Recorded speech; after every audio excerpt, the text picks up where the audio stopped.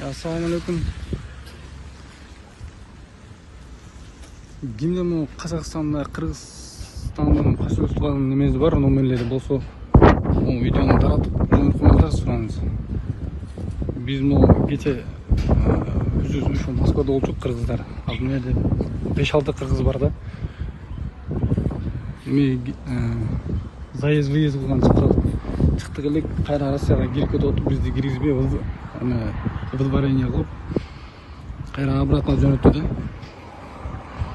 Ана могу казактар бизди ошол границадан кармап, могул жерге алып келип, биздин документтерибизди алып, полный.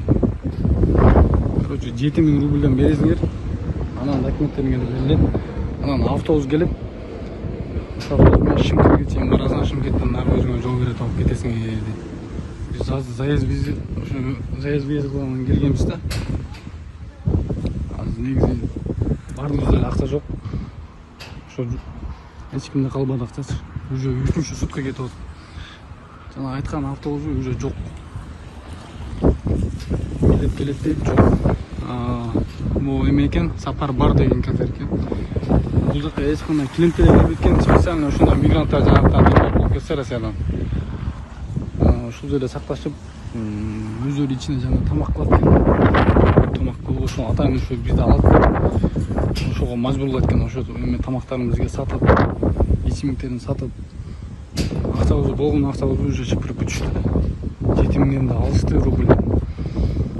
Ошо азыр дагы жок автобусу. Кысым келет десек деле эч ким айткан жок. Келет дейт, уже жок. Азыр могул жерде только кыргыздар бар. Ушуну тарап жөнөтүп коюңуздарчы, ушуну чалып келип. Assalamu alaikum. Биз могу Россиядан Казакстанга кирип чыктыгына келгенбиз. Ушунча кыргыз Казакстанга кирип, кайра Россияга кирели десек, бизге выдворение кылып, депорт басып, без причины эле жөн эле депорт басып, арганда суроолорду берип, силер намаз окуйсуңарбы деп Россиядан ушуну сурады. Намаз окуйсуңар, максат ажын тааныйсыңарбы, чогуу ажын таанысыңарбы деп ошондой суроолорду берип, выдворение депорт кылып ташташты. Анан кайра артка кайтып Казакстанга кирсек, Казакстан военлери бизди мына гражданский кийинген адамдарга салып берди. Могуна кафеге алып келип бизди 3 сутка болду, отурабыз. Паспорт документтерди алып койгон. 7000 рубльден акча требует этип атат. 7000 рубль берсеңер, анан Шымкентке чейин салабыз, автобус келет деп айтышты. Уже 7000 рубль ошону бермейинче документтериңер берилбейт дейт. Ал автобус уже 3 күн болду, жок, келе элек. Анан ар кандай сөздөр менен сөгүнүп, коркутуп, могул жерде специально ошондой депорт болгондор үчүн жасалган экен. Ичинде ошо тамак кылат экен. Ошо тамактар атайын биз үчүн даярдайт экен.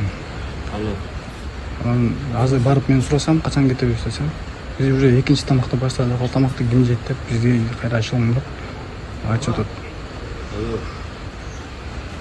Ушуну сураңыз силерден.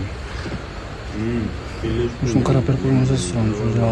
Бардыгын тууган урук болгон урукка бардыгын чалып акча которгузуп, уже акчабыз калбады, полный акчабызды алып уже шыкырып коюшту. Эч кимде акча калбады. Кантип кетебиз азыр ойлонуп атабыз. 7000 рубльден которгону которуп койду, жоктору жок отурат.